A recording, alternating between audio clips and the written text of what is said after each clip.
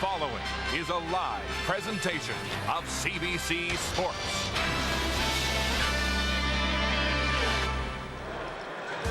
It is a beautiful afternoon here in southern Quebec. Sunny and cool. Weather not a concern, though, as for the second year in a row, we're indoors at Montreal's Olympic Stadium.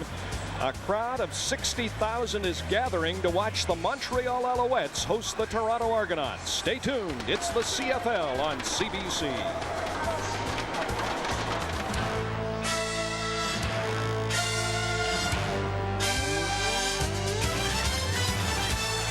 Before a team gets to the Grey Cup, they must hold a divisional trophy. This year, the ticket to Regina. The Toronto Argonauts have experienced a turnaround, and excited by a one-sided semifinal win, they'll take another run at celebrating success today here in Montreal. Most outstanding player finalist Anthony Calvillo led the CFL in yardage and touchdowns. The numbers favor a Grey Cup return for the powerful Alouettes. Nealon Green and the Rough Riders are halfway home. Kenton Keith had the Riders jumping for joy. He'd love to spin off another 3-touchdown game today. And the well-rested Eskimos, led by their cool quarterback, Ricky Ray, savor the home field advantage. Ray trying to send Edmonton southeast to Regina next weekend. Today, the penultimate step for the Argos or the Alouettes, for either the Rough Riders or the Eskimos. Stand by. The Grey Cup is within sight.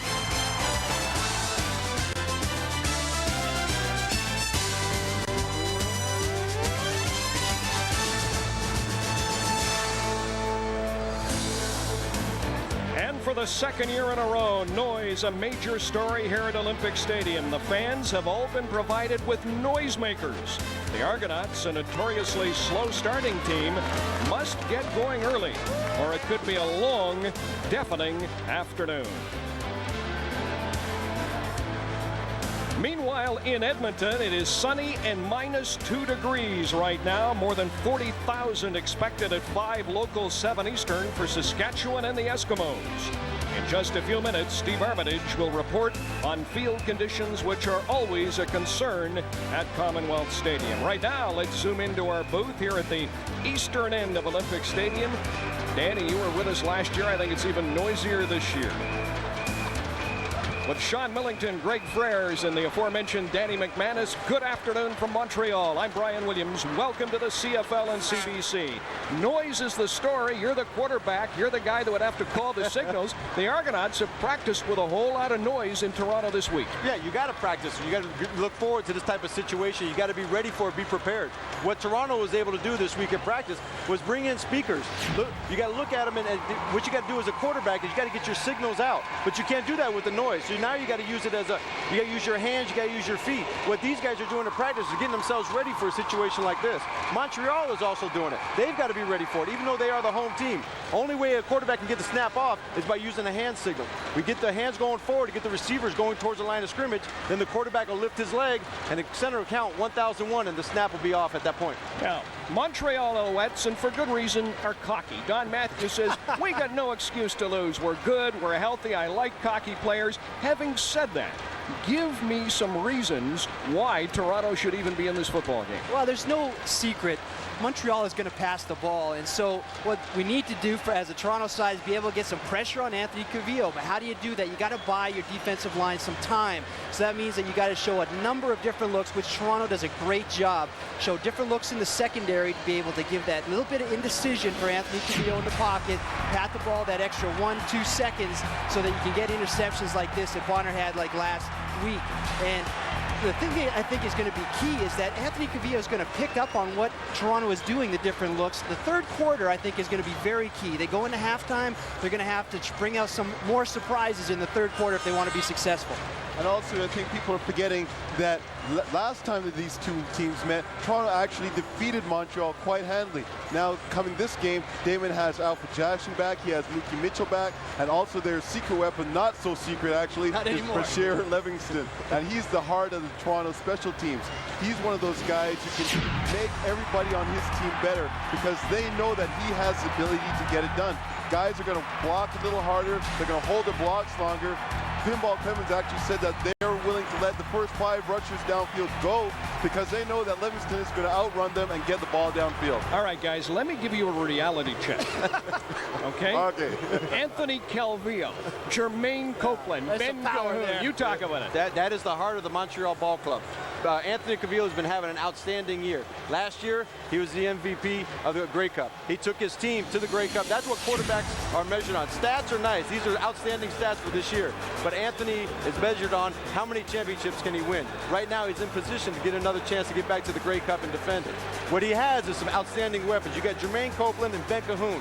Between the two, they have 211 catches. They got 29 touchdowns between just those two guys. So Anthony knows these are some guys that I can use whenever I need a big play to happen. He's got him in his back pocket. He can pull him out at any time. Anthony Calvillo and the Alouettes can score. Now, what did Pinball tell us last week? How many points did they want to get on special teams? 21 points. All right, defense and special teams, that's fine. But you know what? You got to score on offense. We'll get Sean to talk about the running back, Michael Jenkins, in just a minute. But right now, let's check in with Brenda Irving and a key member of Toronto's passing game. Brenda? Brian, the Argos will be looking for a big game from slot back Daryl Mitchell today. You had to miss the last game because of a hamstring injury. This week you're back. Alfred Jackson is back. What sort of boost does that give the offense? I mean, it's a big boost for our offense. You know, we're talking with Coach Reeder. He wanted to, you know, check up on me all week to see how I was doing, me and Alfred, and we told him we was fine and we're ready to go. The Argos defeated Montreal just 3 weeks ago. What has that done for the team's psyche heading into this game? I mean, that was a big boost for us, you know, because we was at a situation in the season where our backs was up against the wall and we was going against the best team in the league. So we had to come out offensively and put on a performance, and that's what we did. Good luck today. Thank you. And Brian, the Argos go into this game with a bit of momentum. They have won their last 3 games, of course, including that big win against Montreal. Thank you, Brenda. Alfred Jackson, Pinball Clemens pointed out, guys, knows Damon Allen, and they got Damon Allen precisely for games like this. Coming up later today, the Western Final, it'll be Kenton Keith and the Saskatchewan Roughriders against the Edmonton Eskimos from the Commonwealth Stadium. That's at 7 Eastern, 5 Mountain. We'll take a break and come back live to Montreal. You're watching the CFL on CBC.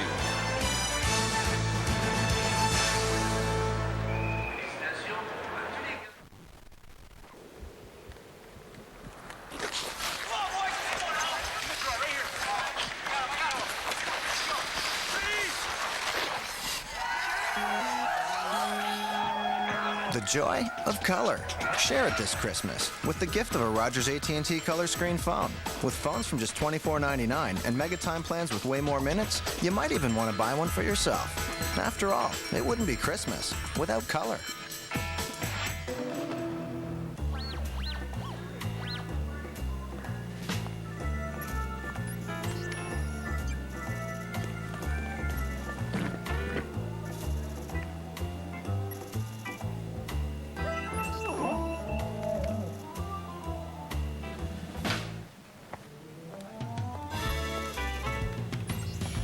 Never stop thinking. Read the Globe and Mail.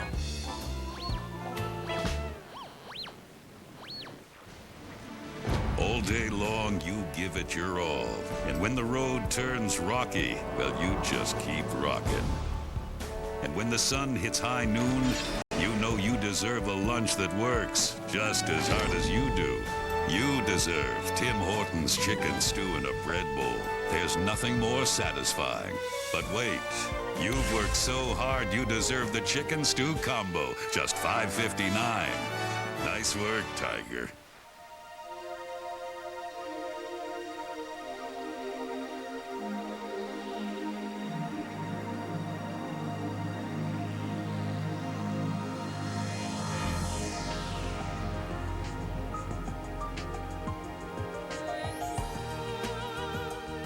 A velvet sensation. Delea, Italian amaretto cream. They're the noisemakers. They're actually called thunder sticks that all 60,000 fans have been provided with this afternoon here in Montreal. This is what they look like. They're plastic. You blow into them. They're self-inflating, and they make a sound like this. But let me tell you, you get 60,000 of them doing that. It is deafening. It was deafening here last year via videotape. Let's go back to last year's Eastern Final. Again, a crowd, remember it, Danny, of 60,000. Your old buddy Reggie Slack got the start at quarterback. He's hit hard early and knocked out of the game. Here's a name from the past. Jim Ballard at quarterback for Toronto throws the pick. Danny Derricott runs back the interception. Montreal won at 35-18, and as I said at the top of the show, Toronto is a notoriously slow-starting team. They'll have to start quickly here this afternoon. And right now, let's go down to the booth, or up to the booth, south side of the stadium. Fellas that'll call the game here this afternoon. Here are Mark Lee and Darren Flutie. Mark? Thank you, Brian. Well, you've made the point that crowd noise will be a huge factor here today. The Argos have indeed prepared for it by preparing their silent count. But there's something they're even more concerned about, and it's something that happened in this game 1 year ago. Argo O-linemen telling us that in that game, the Alouette defensive linemen were calling the cadence, were barking out the signals, and it botched up 3 third-down gambles. Defense! We told them last time it happened. That was the exchange of frustration between Jude St. John and Pinball Clemens on the sidelines. The referees, the Argos said they didn't hear it.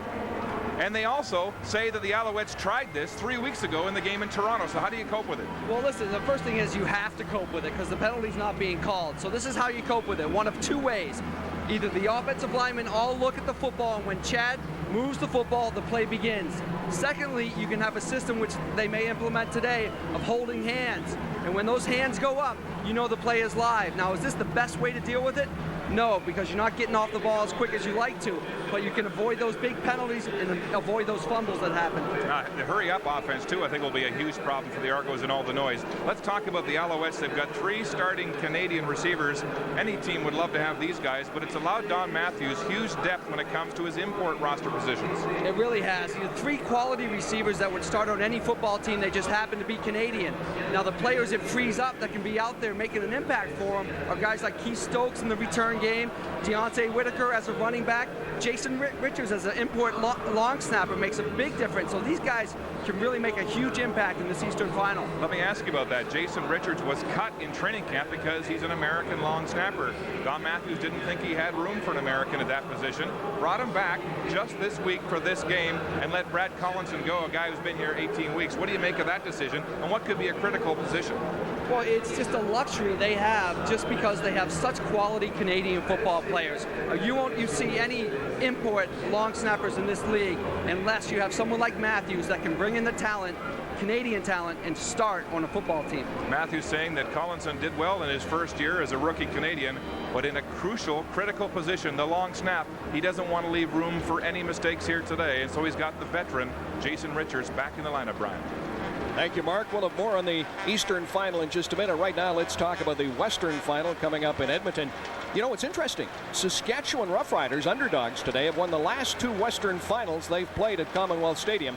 Let's go back to 1989 at Commonwealth Stadium. Tracy Ham, there's a familiar name to fans even here in Montreal. He fumbles. It is picked up by Rough Rider linebacker David Albright, number 39. Saskatchewan in 1989 won 32-21, went on to the Grey Cup in Toronto to defeat the Hamilton Ticats. In 1997 at Commonwealth Stadium, the Saskatchewan Roughriders defeated the Edmonton Eskimos in the Western Final by a score of 31-30. I'm not sure you can hear me with all the noise here. It's quiet out there in Edmonton. There he is in the bright sunshine, it looks like. Steve Armitage. Steve, 2 questions. Number 1, weather, and number 2, the field conditions.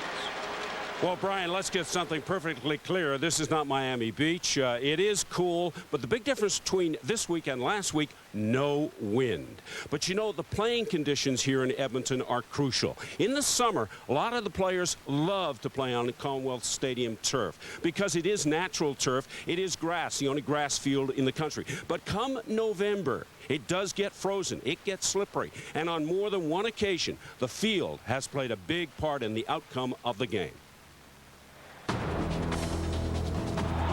It was certainly a factor in the Eskimos' loss on home field last year to the Alouettes in the Grey Cup. But when Dave Ridgway slipped in '92, it cost the Riders a semifinal victory. Do the Eskimos feel it's an edge in their favor this time around? Psychologically, you can say it favors the Edmonton Eskimos, but no, this will be a well-played game on an excellent surface, and it'll be very similar to last year. The Western Final was played on a surface that was very good. The Grey Cup got a little bit sloppy, but this field's in excellent condition. The field is frozen and it's slippery out there. So as far as the slashy type of runners, the guys that stop and go, change direction, and things like that, they're not going to be able to do it as fast. I think the guys that make one cut and hit the hole may have the advantage. Only thing that you can do is you can line up every snap, regardless of who's on the field, offense, defense, or special teams, and give it your best effort. You can't worry about the footing. You got to go out there and anticipate that the field is going to be in the best shape that it possibly could be in and play the game. Yesterday, Danny Barrett and the Riders, who practiced all week on natural turf just outside Taylor Field, got a chance to walk on Commonwealth to see what footwear worked best.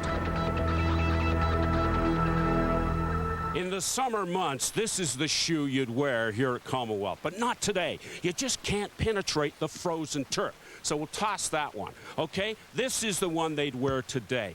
It's the multi-cleated. It's a rubber molded shoe, and this should work here at Commonwealth in the Western Final. Brian? Thank you, Steve. You notice Armitage's footwear? Boots with thick fur like this inside. Listen, you guys have all played late in the season at Commonwealth. Quick word on the field. Well, that's the important part is the footwear. What's going to work? From a quarterback standpoint, you just want to be able to do your drop, step into your throws, and get the ball in the right direction. These other guys are the skill guys. They're the ones that have to do a little more worrying about the footwear. Well, like Mike said, that field is frozen. What I've said is that the team that's going to win this game is the team that has the offense or defensive coordinator that puts an offense or defensive game package together with that field in mind. Straight lines that you're not going to be cutting. And regardless of what the field is or what kind of footwear you have on your feet, you have to remember that the field freezes into these kind of lumps that the players are going to have to adjust to when they're running, regardless of what kind of footwear you have on. Danny, you mentioned quarterbacks. Let's talk about Ricky Ray, who, to me, for a 24-year-old, has showed amazing composure. Yeah, I don't really believe he's 24 years old just because of the composure that he has. He's like a quiet commander out there. He's a young, strong kid. And the biggest thing about Ricky, every 3 passes that he throws, he's completing 2 of them. That pass completion percentage is outstanding at 67.6. And Ricky knows the weapons that he has. He has 3 guys that he can go to. He has Terry Vaughn, Jason Tucker, and Ed Hervey. At a drop of a hat, he can throw the ball up there, and those guys will go get it. But what I like most about Ricky, he's out there controlling the offense the way that he wants to control it and getting things done the right way. Greg, what about Nealon Green, who had some trouble throwing the football when we were in Winnipeg a week ago today? Yeah. You know what? Nealon has said that he needs to lead his team and win these types of games going into the playoffs if he wants to emerge as a quarterback in the CFL. Now, last week, they beat Winnipeg. Not necessarily the stats that he wanted. It's not usually going to get it done. 5 for 15, 93 yards. But they ran the ball very effectively. I look back at Week 18 and saw a BC team shut down this Saskatchewan Potent rushing game. And Nealon was very effective, being able to go to all of his receivers and spread it around. He was very effective in that game. Interesting shots of Nealon Green prior to that feature. He's never looked better. Let's talk about the running game, and let's begin, Sean, with Saskatchewan. Well, the running game was the aspect of Saskatchewan that last week allowed them to win the game, and the key factor for them was Kenton Keith. He scored 3 touchdowns on his way to leading Saskatchewan to victory, and it's going to be a key factor for them coming into Commonwealth Stadium. They're saying that he's not going to be able to make the same kind of cuts that he made last week, and I'm disagreeing. I feel that Kenton Keith still is able to be shifty. He moves his feet very quickly, and that's going to be the difference maker. He's still going to be faster than the large majority of the rest of the guys out there. Well, see, I don't know about that. I look back, I see Kenton Keith as a guy like Charles Roberts. When he did the back-to-back game against Edmonton, he had a lot of problems at Commonwealth Stadium and was slipping all evening long. Where you got a guy like Mike Pringle, he's able to go straight north and south, get things done. That's the type of runner I think is going to be effective this afternoon. All right, the running game is very important. The offensive lines will be important, but you say it's the defensive lines, Danny, of great importance. Well, I think that defensive line is going to be the biggest factor. These guys got to plug up the middle, make the running backs go to the outside to where the field now becomes a problem, and now these guys got to try to cut on a frozen surface. So that's going to be the big part. Nate Davis, Scott Schultz for Saskatchewan, Steve Charbonneau, and Albert Reese for Edmonton. Western Final coming up, 7 Eastern, 5 Mountain. We are going to shift gears, come back to talk about the Eastern Final after the break. There's Damon Allen. He's got some receivers back. There's Mookie Mitchell. Alfred Jackson's back. big story for Montreal is always Anthony Calvillo. And you talk about great receivers. There's Mr. Cool, Jermaine Copeland.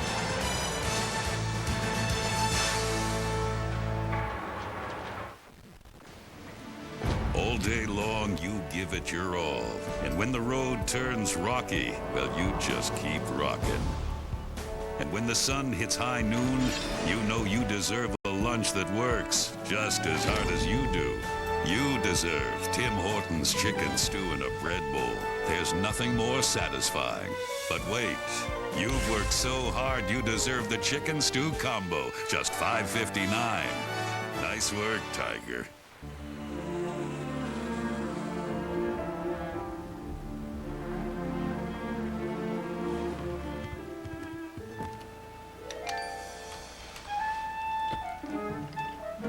Back pain. It can affect more than your back.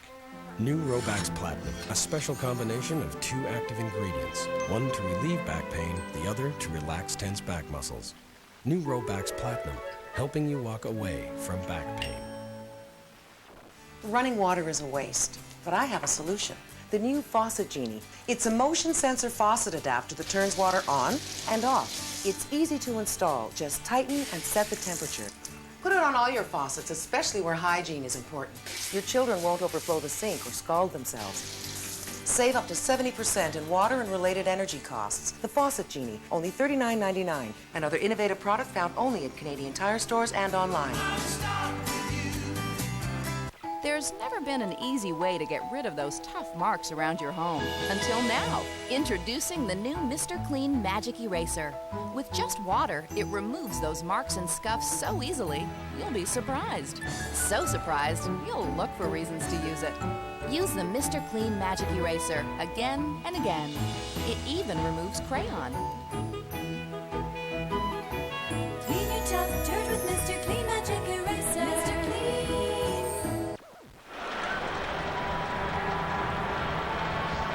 Still about 14 minutes to kickoff here in Montreal. This place is absolutely deafening. Right now, let's go down to the sidelines, north side of the stadium. Brent Irving, I don't know if you can hear me. I can hear you, but it's going to become harder and harder to hear you, Brian, as we get closer to game time. Well, the Alouettes receiving corps has been the envy of the CFL this season, and it got even stronger in September. That's when Pat Woodcock returned to the team after being a late NFL cut. Now, he's a Canadian who certainly earned a reputation for making the big plays in the biggest of games. It was the play of the game at Canadian football's biggest event. Fitting a Canadian should make it. Pat Woodcock's 99-yard touchdown led Montreal to last year's Grey Cup championship. It landed him in the CFL record book and earned him the game's greatest individual Canadian honor. What did it mean to you to be named the outstanding Canadian in last year's Grey Cup game? Growing up as a Canadian kid, I always watched the Canadian players. You know, I always used to, formerly the Shenley Awards. I used to watch to see who the top Canadian was each year, and obviously the top Canadian in the Grey Cup game was the guy that I watched that next year. So it was a dream come true, and it's something that I'm going to be able to take with me for the rest of my life, regardless of what happens from here on out. Pat Woodcock was a kid growing up in Canada, Ontario, when he first put on the helmet and pads. Football was the only sport he wanted to play. Did you ever play hockey? I never played hockey. I'm probably one of the only Canadian kids you've ever met who's never played hockey, but I never really got into it. And, you know, I started playing football when I was 9, and then after that I was hooked. Do you remember the moment when you realized, hey, I'm pretty good at this. I might be able to make a career out of playing football? I was probably around 14 or 15, and one of our coaches formerly played in the NCAA college football, and you know, he took me aside one day and said, you know, you could probably get a scholarship. I was just playing and having fun and trying to be the best that I could be, but I wasn't really working towards anything, and that really kind of gave me a focus and something to shoot for. Woodcock shot for and won a football scholarship at Syracuse University in New York. Since leaving college 3 years ago, he split his time playing pro ball on both sides of the border. He's glad to be back in Canada and to have the chance to make even more of a mark on the Canadian game. I'm excited about being in the CFL, and you know, I'm looking forward to hopefully being around here for a long time and putting my name in that record book a few more times. Well, Woodcock has been back with the Owls for just 6 games, and he admits he hasn't put up the kind of numbers he would have liked to, but he says, hey, these things take time. I have to get my timing back with the offense, especially with Anthony Calvillo. He says, I'm due for a breakout game, and Brian, wouldn't his timing be perfect if that breakthrough game came today? It would indeed. It would be perfect for this big crowd of 60,000. Let's talk about this Eastern Final, and Greg, let's talk about the special teams, and it's not just Toronto. It's not just Bashir Levingston. He's unbelievable. It's also Keith Stokes. This guy has kind of been forgotten about, but he has made a lot of people miss throughout this season. Broke a lot of ankles out there on the field. He's had 2 touchdowns, missed field goals for return for touchdowns. But we talked to Don Matthews yesterday, and what we kind of had forgotten about Keith Stokes, what he said is that he needs to be more decisive with his decisions as he catches the ball. He's not willing to take that 10, 20-yard return. He always wants to take it back. He starts dancing, and he doesn't get anything. So he needs to be more decisive with his decisions. By the way, we're going to talk about the running game and the field here. There are holes this deep. We were out on it yesterday. I would not want to be a running back in this football game, but let's talk about Montreal's running game, Sean, or maybe lack thereof. Well, Montreal's not going to have to worry too much about running on the field because they don't do a whole lot of running any time of the year. Montreal is second to last in net yards rushing and in average yards. I mean, it's unbelievable that they've had as much success as they have without running the ball. I mean, the combination of their 2 top rushers, Lapointe and Deontay, they have under 1,000 yards rushing. I mean, that's an amazing stat and shows how prolific their passing game has been that they're still so successful. Now, Toronto doesn't have a lot of rushing yards, but Danny, they got a runner that can really move the football when he's healthy, and Michael Jenkins. Yeah, Michael Jenkins. If he comes out like that fireworks right there, he'll be all right. That's what they're looking for, is being explosive as you can. Michael Jenkins just has to be positive on first down. He's been hurting with an ankle injury. For the last 3 weeks, he's been running the ball outstanding. Damon Allen needs him to get 4 to 5 yards when he carries the ball each time. Put them in an ideal situation of second and short or second and medium, just to give them a shot to go against that tough defense of Montreal. We've talked so much, and for good reason, about Montreal's passing game. Pinball told me yesterday, this is why we acquired Damon Allen. A quick word on Allen and the Toronto passing game from each of you. Well, Damon Allen and Alfred Jackson have a great relationship. They've played together a lot, and Damon knows where Alfred Jackson's going to be at each second on the field, and that can't be overstated in a game like this. Well, it's also a situation where you got Mookie Mitchell coming back as well off the injury. He wasn't playing last week. But we got the focus on Miles. We got the focus on Lyle Knight. Now all of a sudden, Mitchell could be a sleeper in this game. He's not getting double teamed like he usually is. I think with Damon, use your experience. You're a Grey Cup MVP. Use what you've done before. Go out there and play your game and make it happen for your ball club. Well, speaking of playing the game, we're set for football here in Montreal. We'll take one more break, then go up to the booth for the Eastern Final. Pinball Clemens and the Argonauts will not only have to beat the Montreal Alouettes, they'll have to silence this deafening crowd in excess of 60,000. You're watching the Eastern Final, the CFL on CBC. Green invasion! Yeah! We out here in the weather, baby.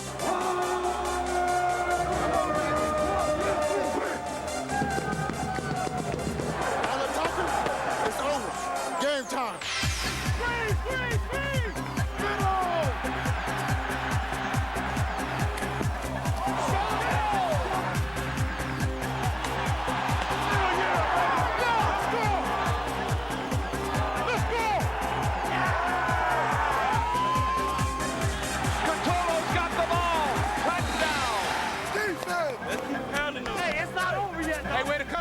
Playoffs, baby. Here comes the rush.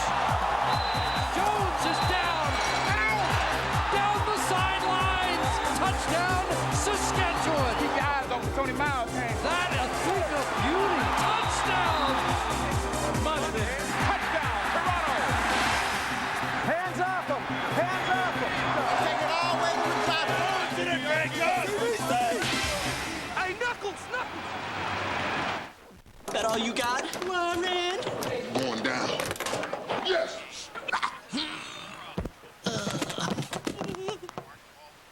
Oh, God. It's 10 p.m. Do you know where your deodorant is? Next time, use new Power Stripe from Right Guard. With a stripe of time-released odor fighters no other deodorant's got. Nothing looks like it, nothing works like it. Yes! Yeah. Right Guard, right to the end of the day.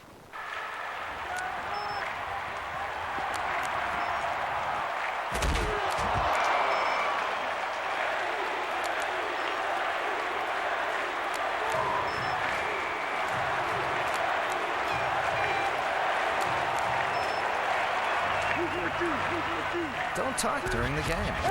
Text messaging with Rogers AT&T Wireless, official sponsor of the CFL. Imagine. Good business and success has always started with people. And from those people comes the quality and tradition of superior products. That commitment from the people that deliver quality is the same commitment that we here at Peters Drive-In have been dedicated to for over 35 years. The people behind Peters strive hard each day to bring to you, our valued customers, the great taste of Peters Drive-In. At Peters Drive-In, there's great food and great people. Ultimate means total, absolute, the best of all that it could be. Introducing Wendy's new Ultimate Chicken Grill. It's delicious. You have a winner. Oh, yeah. Give me that chicken. A big, juicy, whole seasoned chicken breast filet. This really is big. It's as big as the bun. With a delicious new sweet and savory sauce. It's a great new sauce.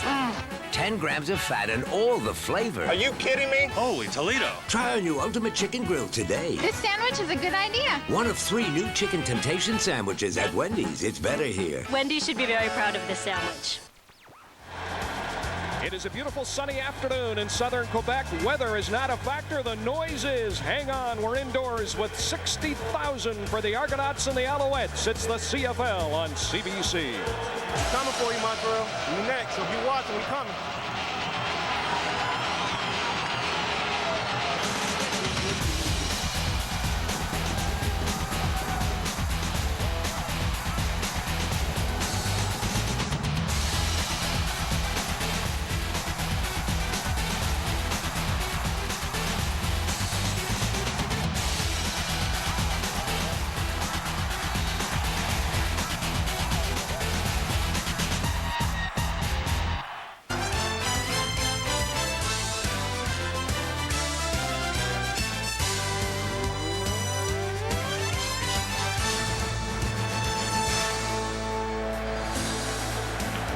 The Toronto Argonauts haven't beaten Montreal in a playoff game since 1997. They lost here last year by a score of 35-18.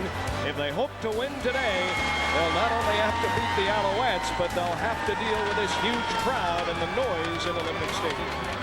Don Matthews trying to win the Grey Cup back-to-back years with Sean Millington, Greg Frères, and Danny McManus. Good afternoon from Montreal. I'm Brian Williams. The CFL and CBC continues. Coming up later today, 7 Eastern, 5 Mountain, of course. It's that Western final. We've talked about Saskatchewan, Edmonton. The panel will be back with highlights and analysis of this game at the half. But right now, let's head up to the booth. The fellas that will call the game here this afternoon. Once again, Mark Lee and Darren Flutie. Mark? Thank you, Brian. Good afternoon, everybody. Well, the Alouettes are cocky. They're confident. A headline in the Montreal Gazette read this week, "Death, taxes, and an Al's win are the only things that are certain." What do you make of the Alouettes' strident stance here today? I mean, Jermaine Copeland came out and said, hey, listen, this could get ugly. We might just destroy this football team today. This type of outwardly cocky arrogance coming from the Alouettes is certainly going to be a motivating factor for the Argonauts. Because I'll tell you what, the Argonauts feel that they can beat this football team. The Argonauts, let's make no mistake, Don Matthews has all the talent.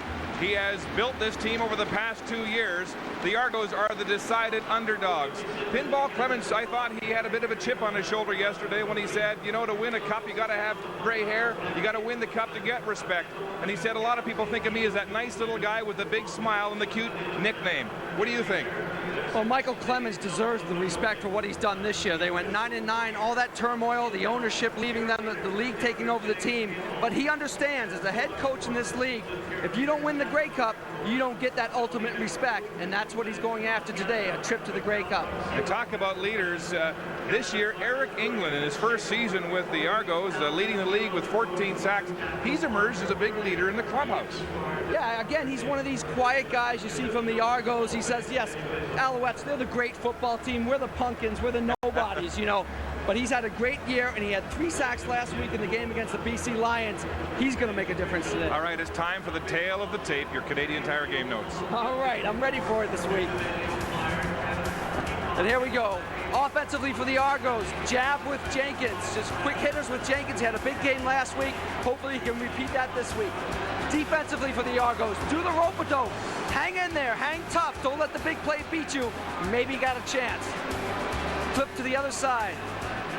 Alouettes offensively, hey, go with what got you here. Throw the haymaker. Cavillo to Copeland to Cahoon. And defensively, go for the knockout, TKO, blitz that free safety, blitz the halfbacks, get pressure on the quarterback, and make a difference defensively. Game notes, brought to you by Canadian Tire. Let's get started. We're moments to kick off in Montreal as we join Brenda on the sidelines. Well, how loud is it here at Olympic Stadium just before kickoff? Well, right now it's reading our sound meter around 90 decibels, but it's been peaking as high as 120, and that is the sound of a jet engine. Contributing to some of the noise problem have been these thunder sticks, I think Brian called them earlier. 120,000 of them have been handed out. But today, Mark, listen to the difference in the noise level between when the Argos offense is on the field and when Montreal's offense is out there. The Alouettes have been massing for this battle all season. Don Matthews' football team clinching first place in the East in September. They're faster, stronger, a higher scoring offense than ever in the passing game. The Pinball looking composed and relaxed. Through a season of turmoil, he's been the calm in the storm, the man who has led this team to its second straight East Division final, the decided underdogs. The Alouettes 8-2 at home, and we're underway in the East Division final. Bashar Livingston, the huge run return threat, has the ball, gets down the sidelines, and Mark Megna makes the tackle. The Alouettes stringing out that first return, limiting the game to 11 as Damon Allen makes his way, the 19-year veteran. It's been a tough year for the 40-year-old captain of this team and a grandfather this year, battling injuries and inconsistent play. But you know what? He led an 8-10 BC Lion team to victory in the 2000 Grey Cup over the Montreal Alouettes, so don't count him out. Argos are already a little bit confused. I don't know if it's the crowd noise already, but they're confused offensively with which team should be in. 2 tights, 4 wides, 5 receivers. They don't have the right package in right now, and they're a little confused. There's also apparently a problem with the clock. It's not working, and it looks like they've got it set now. The Argos will have to fight this crowd. Michael Clements saying we've got to take the crowd out early like they did 1 year ago when they started fast with Reggie Slack. With 60,000 fans with those noisemakers will make it awfully difficult on Damon Allen. We talked about the silent count and the fact that they may have to go to the pure silent count if the line, especially center Chad Folk, can't hear his quarterback. Well, that's certainly going to be a factor today, but always in a playoff game, players are so wound up for a playoff game, so excited. The first few plays in the first series is very important to the athlete because you get your first hit and you get into the football game. So we see how quickly which team can get into the game and be aggressive and relax and play their own football game as soon as possible. The Argonauts coming into this game on a 3-game winning streak. It began with a 45-13 win over Montreal at home. And look at the joking and talking on the field already. The Owls look loose. The Argos get set for their first play on offense with twin tight ends. They'll go to the ground game, and Michael Jenkins is swarmed, gang tackled at the line of scrimmage.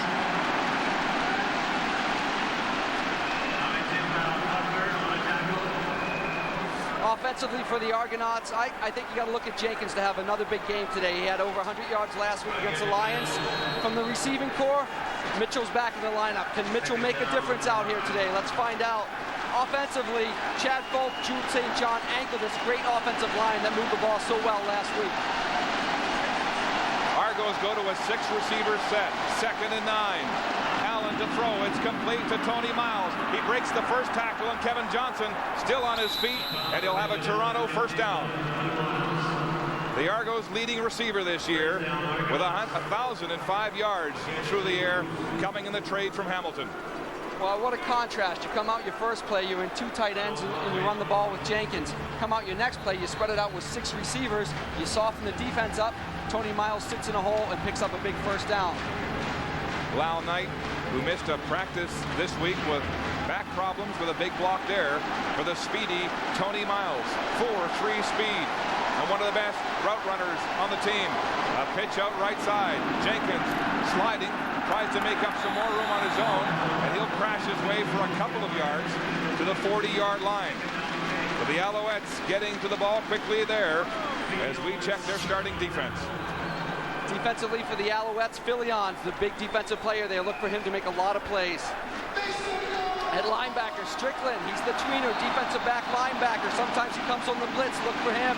In a secondary, William Loftus, I'll say, is the toughest hitter from that free safety position in the league. It's the #1 defense against the pass this year in the CFL. 6 receiver set, here comes the blitz. The ball's away and incomplete, and there's a flag on the play. And it looked like an infraction on Tony Miles. Dwayne Butler was the defender on Miles. We'll wait for the call from referee Dave Ewell, who is officiating this afternoon. Pass interference. Montreal on number 25. First down. Dwayne Butler, who was released by the Tiger Cats the last day of training camp, finding home here in Montreal. Well, both those guys, Tony Miles and Dwayne Butler, played together for the Ticats last year. So they've done this in practice 1,000 times. Butler's known for being aggressive and hanging on. And I think right here he hangs on to Tony, keeps him from getting into the middle, and the penalty was called. Argos first down, 5 receiver set, play action. And the pass out of the backfield to Daryl Mitchell. Incomplete and too far. Mitchell making his way back into the lineup after missing the semifinal with a hamstring injury. Well, it's a good play call. You're trying to get Mitchell involved. He's missed a game due to injury. Give him a nice, easy pass. Just Damon overthrew him a little bit. But really, you want Mitchell to touch the ball early so he can become a factor in this football game. Argos trying to duplicate the scene from 1 year ago when they drove downfield and took the crowd out of this building. And Slack was at quarterback. 2nd and 10. 6 receiver. Allen calls a quarterback draw, but he won't get the first down.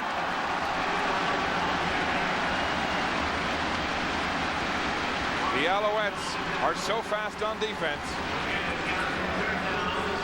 No, that's not a bad first drive for the Argos. They don't pick up the first down right at midfield, but they got the ball at midfield. They started all the way inside their 25. So in field position, at least they move the ball out to midfield, and maybe they can pin the Alouettes deep and let their defense take over. 35, 36. Noel Prefontaine to punt, the league-leading 46.9-yard average during the regular season. One of 5 unanimous picks to the East All-Star team. And he hits a rocket, angling this one away from Stokes. He'll have it over his shoulder at his own 5. Keith Stokes runs into traffic, reverses his field. The Argos push him back to the goal line. Stokes still on his feet, now breaking tackles. Oh, how elusive is that? From his goal line back to the 15. An 8-yard return, but he must have run 30 to get there.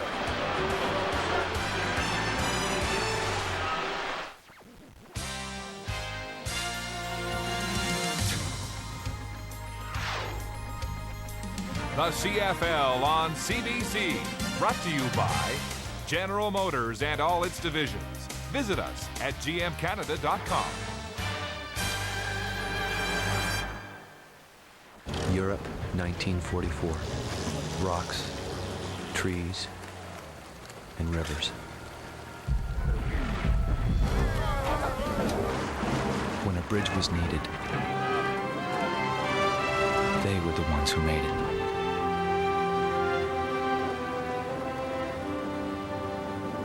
Some people said they were paving a road to victory.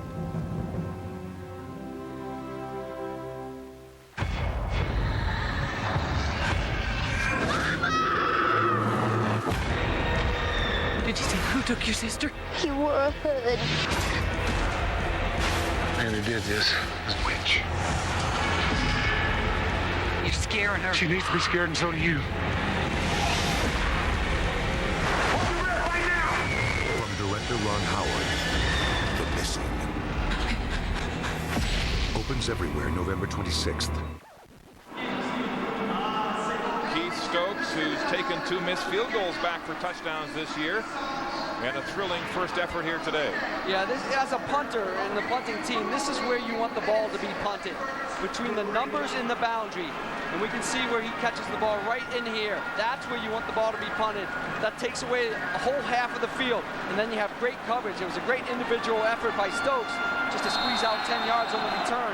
But if you can put the ball in that situation every time, that's ideal for the punt team. First down for Anthony Calvillo and this vaunted Alouette passing team. They're going deep early to Copeland. Incomplete, but there's a flag.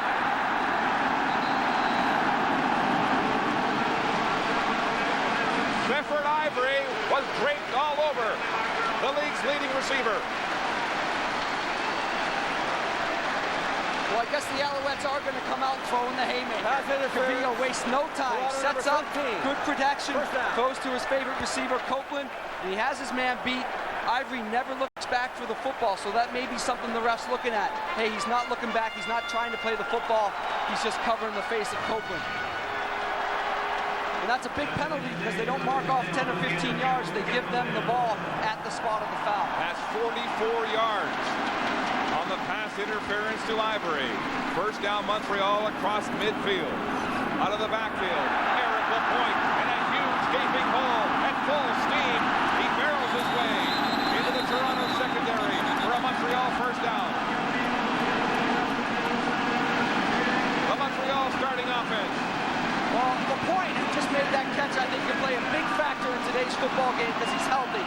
The receiving core, Copeland and Cahoon, over 3,300 yards combined. That's the go-to guys. The offensive line, all Eastern All-Stars except for Dave Lambert, who I happen to think is the best offensive line of the whole unit. The Alouettes have been criticized for no run game this year.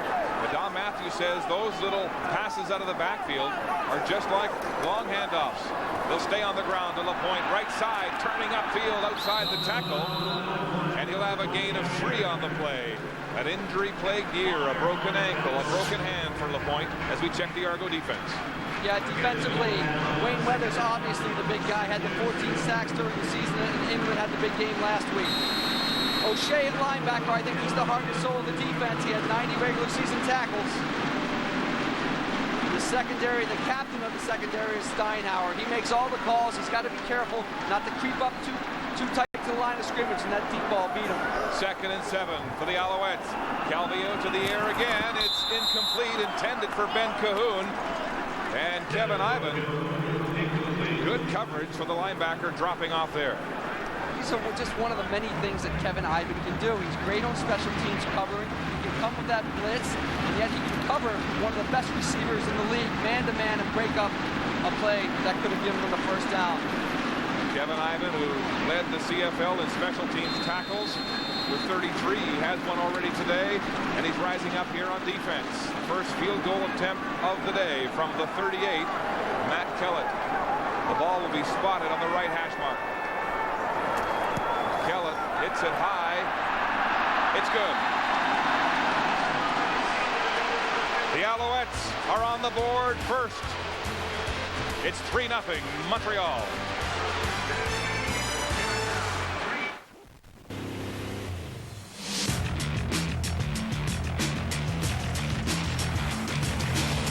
The GMC Sierra has the most standard V8 horsepower in its class. So try as they might, they still can't catch us. And now get 0% purchase financing, plus automatic transmission on us. GMC Sierra, building legends. All day long, you give it your all. And when the road turns rocky, well, you just keep rocking. And when the sun hits high noon, you know you deserve a lunch that works just as hard as you do. You deserve Tim Hortons chicken stew in a bread bowl. There's nothing more satisfying. But wait, you've worked so hard you deserve the chicken stew combo, just $5.59. Nice work, Tiger.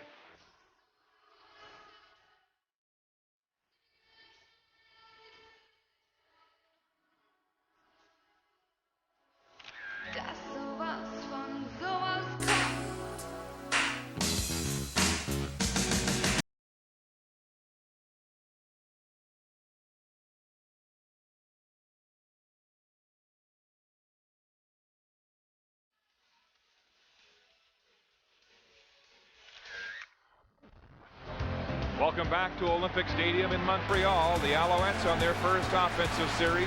A 38-yard field goal by Matt Kellett. A reminder coming up right after the West Division Final. It's Nealon Green and the rampaging Saskatchewan Roughriders in Edmonton to face Ricky Ray and the Eskimos in the Western Division Final at 4 Eastern.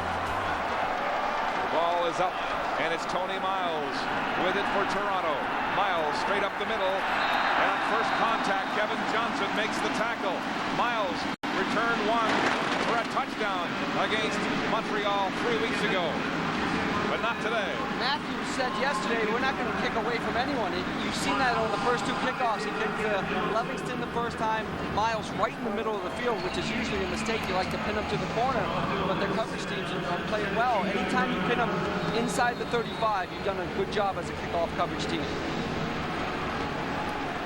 Damon Allen's numbers in the playoffs. He has 27 touchdown passes, number 2 in the CFL, as the Argos go to a twin tight offense again. Handing off to Jenkins. Jenkins trying to negotiate that defense, and he's hit hard. They get Philly on first to make contact, and his Argo running back, who's averaged 96 yards a game in his last 3 games, is finding it tough going here today early. Yeah, the 2 tight end set is having trouble early, and Matthews said, listen, that plays right into our hands. We're going to stack our guys up there and stop the run. But what you could see happen is the Argos are getting man-to-man coverage with their speed guys outside. They may go to a passing game out of that set eventually. Don Matthews said yesterday he welcomes a twin tight passing game because it reduces the number of receivers they have to cover. Deep down the sideline to Lyle Knight, reaching. He's got it! What a catch! Lyle Knight battling Omar Evans, and what an athletic play. I was so impressed with Lyle Knight last week. Not that he made every play that came to him, but he got himself open. He made the big plays when they counted. Damon Allen took a heck of a hit there, but watch him fight for the football. Hey, it's up in the air. That's your football. These are the big plays that Lyle Knight, Tony Miles, and Daryl Mitchell have to make today for Damon Allen. Lyle Knight, the sophomore out of UCLA, with a big touchdown catch last week in the Eastern semifinal, and a huge bomb catch there. Now Jenkins with some daylight. He puts his head down, and Baron Miles makes the tackle, very close to a Toronto first down. Jenkins, who's battling the effects of arthritis and an injured ankle, will need off-season surgery, but he's running today. He looked very strong last week, and again, he's running the ball very well today, though he hasn't really gained a lot of yards. That's a great play on first down, leaves him with a 2nd and 2. They mentioned nearly 300 yards in the last 3 games, and a big one last week. On the ground again, Jenkins runs into traffic right at the line of scrimmage, and he's driven back.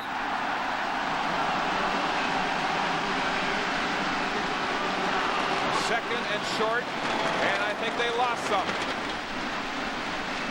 Yeah, you get the feeling that Montreal wants to make a statement early defensively that you're not going to run the football against us. You did it well last week against the BC Lions, but we're the Montreal Alouettes. We're the class of the East. You can't run the football against us. So they're trying to tell the Argos, hey, you got to throw the football. And so that will force the Argos into a field goal situation.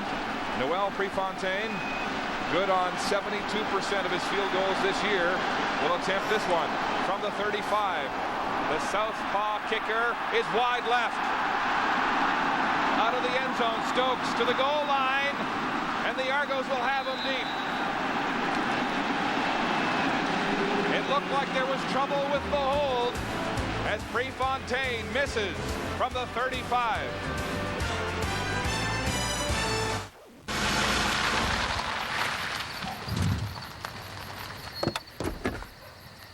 Introducing the new Chevrolet Aveo, official car of broken curfew.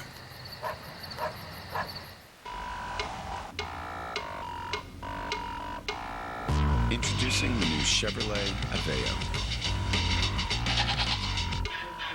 the official car of Frosh Week.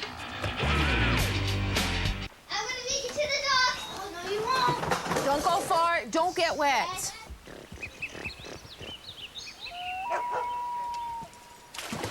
Oh, I hate packing up.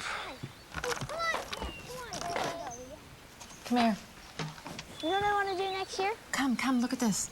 I'm going to swim here Look at all them. the way to the other side of the island. Non-stop. All the way over there. I wish we could freeze this moment. Hey, look. Ooh, What? Just heard Mrs. Fraser's thinking of selling this place. Oh. You know, we've got enough to make an offer. Stay just a little bit longer. CIBC Investments can give you the freedom to create your own choices. Tell me that you will. Kevin Ivan upset with himself after a bobbled hold cost the Argos perhaps a field goal. Yeah, maybe we found one thing that Kevin Ivan may not be able to do that well. He's trying to get the ball on the pin. Little trouble there, causes the missed kick. But on the other end, Stokes deciding to bring the ball out of the end zone is another point, because now they have very bad field position on their 1 yard line. Twice Stokes has run it 115 yards on missed field goal returns. The pass intended for Jermaine Copeland, incomplete. The Alouettes in terrible field position to start this drive. Yeah, you see Stokes return here. Now he could give up the single, but he knows he has those big bodies out there, and he's always thinking touchdown. That's a great play by Mike Morielli right there, just to slow him down. And then all the rest of the speed, you even see the kicker get involved, Prefontaine, who we saw make a tackle last week. You're saying so many offensive linemen on the cover team, it makes it easier for a speedster to get away. Yeah, they're thinking touchdown on those missed field goal opportunities. So it's 2nd down and 10 for Montreal. In his own end zone, Calvillo with lots of time in the pocket, throwing deep down the far sidelines. Incomplete, intended for Pat Woodcock, and he couldn't catch up. So now the Alouettes will have to punt from their end zone. Woodcock coming back after being a late season cut from the NFL Redskins. Well, look at that, how much time Anthony Calvillo has, though, and they're bringing 5 people on the rush. He has a lot of time, double pumps. Finally has the stride with Woodcock on his defender, just out of his reach for a big play. I mean, you keep letting these guys get deep. Eventually going to make these plays for big plays. Will Matt Kellett give up a safety touch here? Will he punt? 41.5 yard average, standing 13 yards deep, and he will concede the 2 points. So the Argos get 2 of 3 missed on the field goal. And Pat Woodcock, the hero, the top Canadian in last year's Grey Cup. Speedy receiver indeed, but couldn't quite make the catch on the bomb. I think this is the way the Argos wanted the first quarter to go. Just kind of hang in there. I think I said rope-a-dope in those game notes. You did. Just kind of hang in there. Have it be a close football game where eventually down the line in the second half, third or fourth quarter, your special teams or your defense can step up and make a play that decides the game. Well, it's still awfully early as Damon Allen gets set to go back on offense, and we talked to him about how a quarterback copes with the incredible noise in this building. It can be a factor, especially if they're up. I mean, I'm pretty sure it can be just awful. But you know, we practiced real hard this week, and we should be well versed. And the main thing is we have to keep your poise in those situations. And Darren, the toughest part for the silent count is when the quarterback's in the shotgun and he's far away from his center. for sure. No one can hear the signals being called. And also, as you touched on earlier, when you're in a no huddle or a hurry up offense and you got to get those plays to the receivers, it's tough to hear the calls. Bashar Livingston at his own 12-yard line. Heads for the far sideline, nowhere to go, and he's stacked up. So once again, this time Mike Botterill, the leading special teams tackler for Montreal, and the number 2 special teams defender in the league, limits the return to 21. Damon Allen getting set to go back on offense versus Montreal this year. He completed half his passes, 16 of 30 for 143 yards and a touchdown. That was earlier in August. He got pulled early in the last game that Marcus Brady won for Toronto. Been a tough year for the 40-year-old veteran. The Alouettes stack up their defense with the heavy team. In the shotgun, Toronto will pass wide open. Daryl Mitchell, first down yardage and more with a straight arm to midfield. Daryl Mitchell, who had trouble with his push, his speed a week ago because of a hamstring injury, looked good there. Well, this is a classic example of going too tight, having them lock up, the Alouettes lock up in man-to-man coverage and run a nice simple out route to one of your best receivers. He's got 10, 12 yards cushion from Durden. It's an easy completion and a big play, and now they're in Montreal territory. Big game, 23 yards to center field for Toronto in the shotgun again. Lots of time. Allen throwing deep down the far sideline. It's complete to Alfred Jackson. No, he's out of bounds. He stepped out of bounds.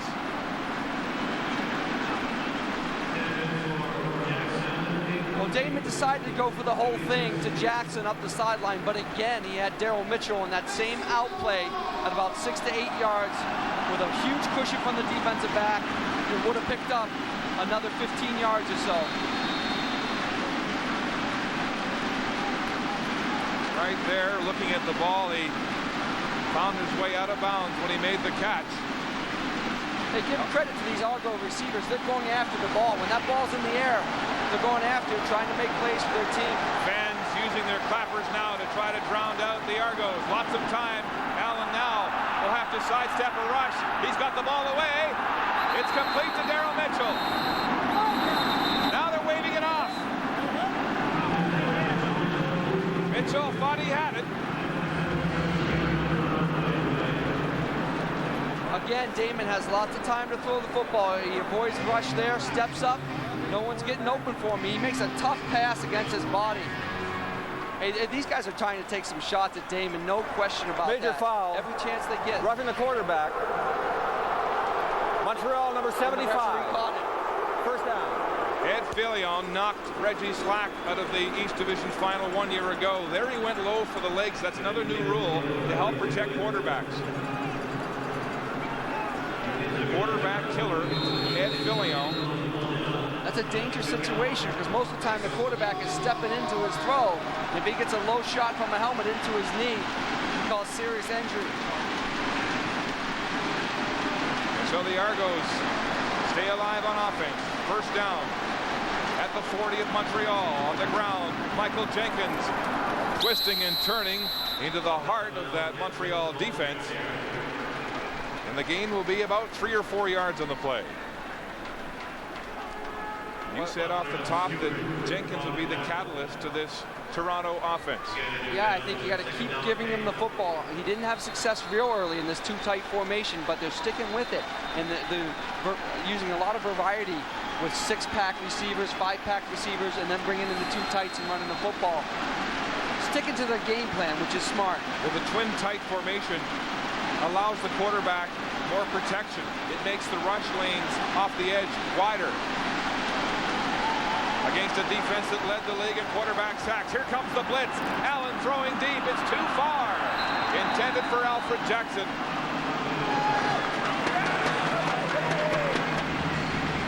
And so the Argos will have to punt. And once again, Damon Allen is slow to get off the field and appears to be favoring his right hand. Now, he suffered a deep bruise on that right hand earlier this season, which really affected his passing. Yeah, you'd hate to see him re-injure that in such a big football game, but here the Alouettes are just bringing it, and again he's drilled to the turf. And he made a nice throw, got it up on time. It's just the receiver wasn't in the right spot. So Pinball will call for another field goal attempt. This one from the 43-yard line. Right down the middle. Prefontaine hits it hard. It's good. So the Argos take the lead, but there's concern on their bench. Putting all these together with just one tool will be child's play with the new Mastercraft Maximum Quick Bit Screwdriver. It's got all the bits I need, and its pump action mechanism lets me change them hands-free. No fumbling. And it's simple to reload with other bits. It's just that easy. The Mastercraft Maximum Quick Bit Screwdriver, only $19.99. Or get the Quick Bit Kit with 23 pieces, only $24.99. Another innovative product found only at Canadian Tire stores and online. He's going to the locker room. Damon Allen pacing on the Argo bench. He has an injured passing hand. We're not sure how severe it is. He hurt it earlier this year. He also injured the entire left side of his body when he was crashed into a TV cart against BC. He suffered a rotator cuff strain on his left shoulder, and he had a head injury last week. Now Marcus Brady is quickly getting warmed up, getting set to go to work on the sidelines. And this is deja vu all over again. Last year it was Reggie Slack knocked out early and Brady forced into play. We'll see what happens. You're taking my Yogi Berra quote there. But let's go back and revisit the scene 1 year ago. Slack getting a shot, a leg whip-like shot from Stéphane Fortin, and then the huge hit from Ed Fillion that finally put him out with a head injury. And they were forced to go with Brady and Ballard. It's Deontay Whitaker on the return from Montreal, straight up the hash marks. And it'll be a short return of 20 on the play. And again on the Argo bench, they continue to address Damon Allen's injured hand. If there is a positive spin off this, and obviously you don't want to lose your starting quarterback, but it is the fact that Brady came in for Allen the last time they played Montreal, and he had success. So he has that confidence. So if he does have to step into this football game, he's going to step into it with some confidence, and that would be a positive for the Argo offense. Huge confidence. He came off the bench 3 weeks ago to lead the Argos to victory, throwing a couple of touchdown passes. And his last appearance last week in relief, he was 3 for 3 and a touchdown pass. Calvillo, play action, rolling right, throwing to the sideline. It's complete to Copeland at the first down marker. Clifford Ivory again, the Argo DB, trying to keep up with the number 1 receiver.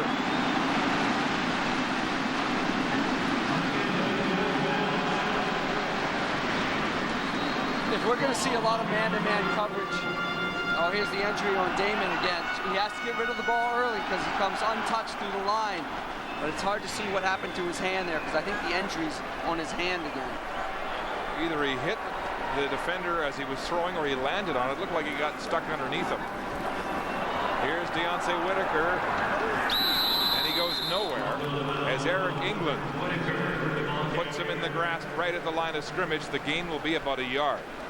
Well, I love all those moves, you know. He jumps around a lot, but you got to get north and south to get some yards. And that's the backup, the import backup strength we talked about off the top of the broadcast. Whitaker shuttling in behind the Canadian, Eric Lapointe at running back. The two of them combining for about 900 yards rushing this year in a run-by-committee type offense here in Montreal. 2nd and 9. Calvillo across the middle, and Copeland can't hang on. Kevin Iben was headhunting. Oh, Kevin Iben was a missile across the middle. Boy, is he an impact player in these football games. He's always showing up around the football. Copeland thinking he has a nice catch, beats Ivory, boom, here comes the missile. Almost takes off his head. Don't think Copeland won't be thinking about that the next time he comes across the middle, too. Kevin Iben, the third-year man out of Bucknell, with a solid hit there, and you know Copeland will be thinking about footsteps the next time he treads across that zone. Punt situation for Montreal. Kellen angling. No, he'll put it straight down now, the hash mark, and it's Livingston at his own 20, runs into traffic, still on his feet. Finally, they blow the play dead. 48-yard punt, just a 6-yard return. Damon Allen will try to work with the football to see if he's got any grip strength in that injured passing hand. I think you have to touch on the fact that Matthews is not kicking away from Livingston. There's another look at some of the shots he's taken today. They went low. Twice they went low. That one was called on Filion. And then he's bear-hugged and driven by Tito Simpson to the turf, and that was where he inflicted the injury. And so now he'll stay on the sidelines. And Marcus Brady comes in at quarterback for Toronto. Double tight formation. Brady, quick drop. It's complete to Daryl Mitchell. And Wayne Shaw is right there to wrap him up. Marcus Brady, who came in 1 year ago as the third stringer, he didn't have any reps in practice. This time he's a lot more prepared. He was impressive last week. I'll tell you what, Argo's got an awful spot on that.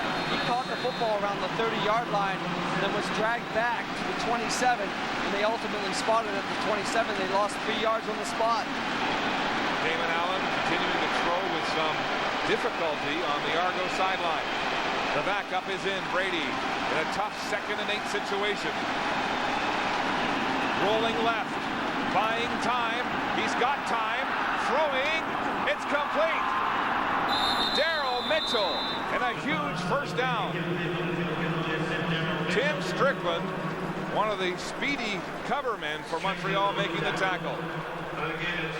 Yeah, the Argos, they know their backup quarterback is in. They expect Montreal to blitz him, so they move the pocket to buy him some time. Mitchell stepping up early, making plays for the Argos. The Argos move the sticks as the first quarter ends in Montreal. The offense is mired in the early going.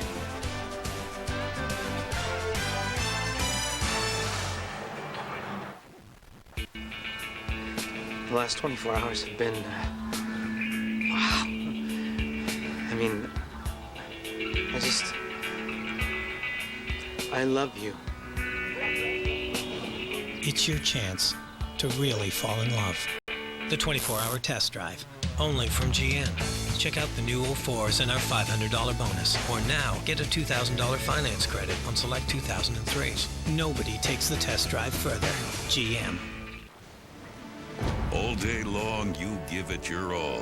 And when the road turns rocky, well, you just keep rocking. And when the sun hits high noon, you know you deserve a lunch that works just as hard as you do. You deserve Tim Hortons chicken stew in a bread bowl. There's nothing more satisfying. But wait, you've worked so hard you deserve the chicken stew combo, just $5.59. Nice work, Tiger. Man, those wings were awesome. You ate the bones? Dude, you can't eat the bones. No, that's the... Don't talk! They'll lodge in your throat! Call 911! Is he gonna make it? He's gonna make it! I love you, man! Introducing KFC's Barbecue Boneless Wings. The tangy flavor of barbecue wings made with 100% seasoned white meat chicken. Get new barbecue boneless wings on their own or as part of a meal. But hurry, they're a limited time offer. You know they're boneless. Yeah, I know. Get KFC. Get real. Welcome back to Olympic Stadium in Montreal. A kicking game. 2-point safety for the Argos, and it's a 2-point lead as we get set to start the second quarter of play. An estimated crowd of 60,000 in attendance as we check first quarter stats. Net yards, the Argos blowing away the Alouettes 3-1. They got 96 to the Alouettes 32. Now the Alouettes are the team we expect all the offense from. So maybe eventually we'll see it, maybe we won't. Maybe this Argo defense has found something out about that Alouette offense that can shut them down. Well, for all his greatness during the regular season, Anthony Calvillo's had trouble in the playoffs, and so far he's been slow to start. Right now, it's Marcus Brady's team to lead in Toronto as he backs up the injured Damon Allen.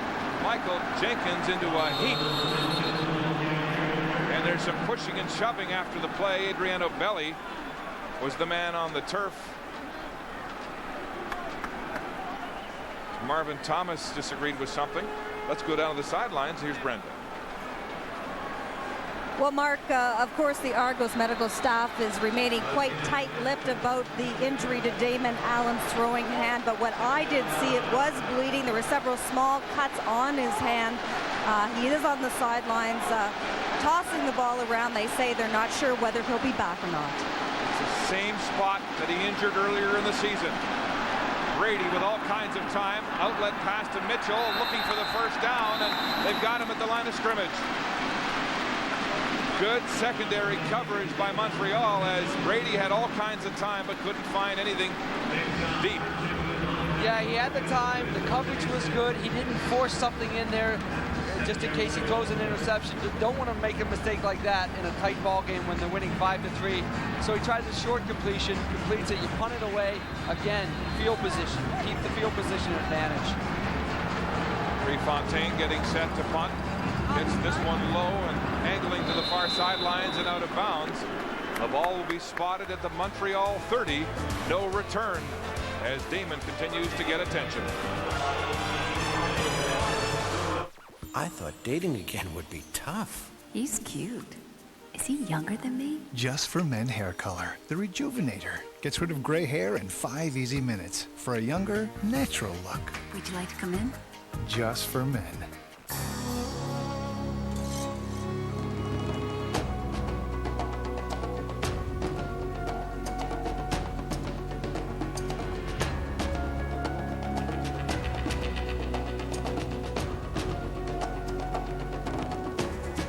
First, introducing the all-new 270 horsepower Acura TL, a higher form of performance. It's a party like no other. The 2003 Grey Cup Halftime Show, featuring Canada's own megastar Bryan Adams and rising talent Sam Roberts. For true Canadian excitement, it's the Grey Cup on CBC. I know I can trust Chef Boyardee for my family because it's good, wholesome food with a hearty taste. And thanks to the chef's new easy open lid, they can easily pop one open anytime. With fresh pasta, tender beef, rich tomato sauce, Romano cheese, and absolutely no preservatives. Thank goodness Chef answers the call. Thank goodness for Chef Boyardee. Anthony Calvillo said yesterday, November games haven't been my best, but we still have quite a few victories. If I don't play up to par, the games will be close, but if I play to my potential, we'll score a lot of points and blow people out. Here's the comparison between his stats from this season and his post-season numbers. Look at that QB rating with the regular season and postseason, 98.5 to 65%. That's a big difference. Calvillo under pressure, a screen pass. It's Deontay Whitaker, breaks the first tackle, then caught from behind. Eric England swallowing the small running back, but not until he had a gain of 7 yards on the play. Good call by the Alouettes, a nice screen, nice individual effort by Whitaker to make Ivan miss on the first tackle. Put yourself in a situation where now you're 2nd and 3, and you can either run the football or throw the football. Whitaker and Eric Lapointe shuttling at running back. 2nd and 3. Calvillo in the shotgun. It's complete to Kwame Cavill, and he's rocked on the play by Kenny Wheaton. Very close to a first down.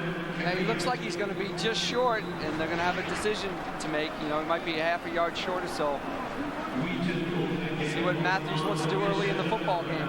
Again, the Argo defense liking to lay back, soft underside, and Anthony Calvillo content to take advantage of that with a screen and now a little slant on the outside. You know, back down to the sidelines with more on Damon Allen. Here's Brenda. Well, Damon Allen obviously must be in some pain with his right throwing hand, which he did injure because the medical staff just went over and gave him a needle. The only thing I can assume from that was that it was for pain relief, guys. Yes, that would be the likely observation as Allen continues to stretch the hand. Remember, right on the back side of that hand, he had a huge bruise that affected him for 3 weeks. During the middle part of the season. The one thing we can be pretty sure of is that they didn't freeze that right hand. Because you're not going to freeze the quarterback's right hand and you won't be able to throw the football. So obviously it's something for the pain. So it'll be 3rd down, less than a yard.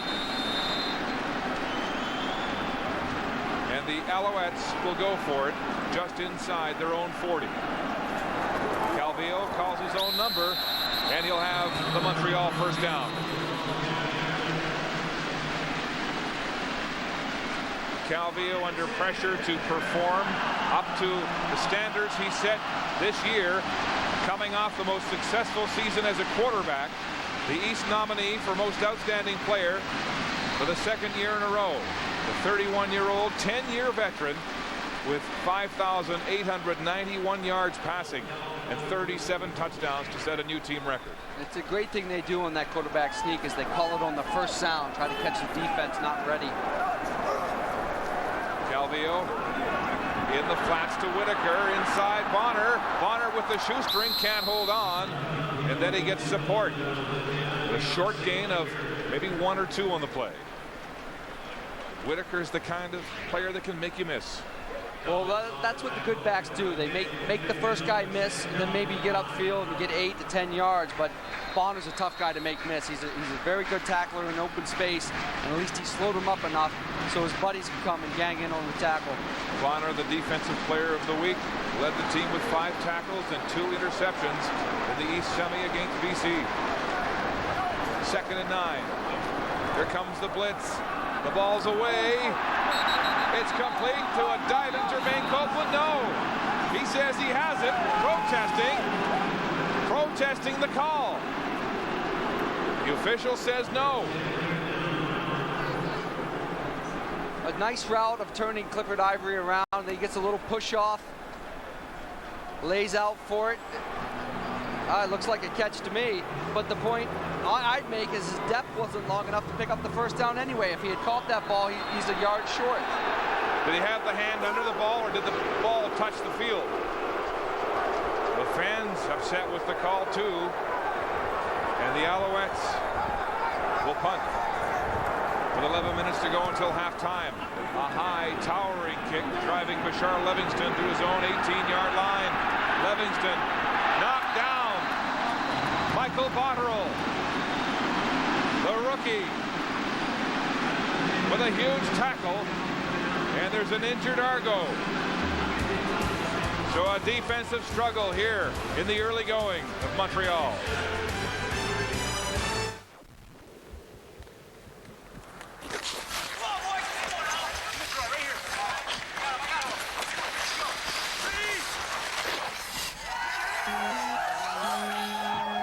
The joy of color. Share it this Christmas with the gift of a Rogers AT&T color screen phone. With phones from just $24.99 and mega time plans with way more minutes, you might even want to buy one for yourself. After all, it wouldn't be Christmas without color. Recently, Castrol Syntec was tested against every leading brand of conventional 5W30 motor oil. It was a punishing comparison, under extreme heat and stress, beyond anything a car would ever face. Bob, what are the readings on the other car? In the end, under these grueling conditions, Castrol Syntec simply performed better. Castrol Syntec. Everything else is just motor oil. Where do you go from tough? 56 years of tough truck. How much horsepower is enough? How many pound-feet of torque is necessary? What is the ultimate payload? It's time to rethink the problem. It's time to rethink the truck.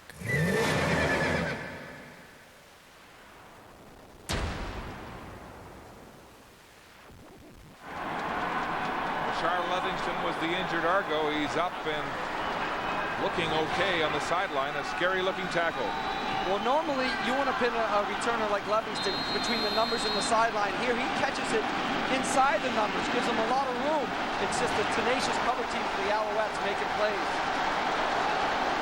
Twin tight end formation. Argos, Brady with time rolling out of the backfield to Jenkins. And Jenkins is hit immediately. Anwar Stewart, quick to get there. The gain will be 4 yards on the play.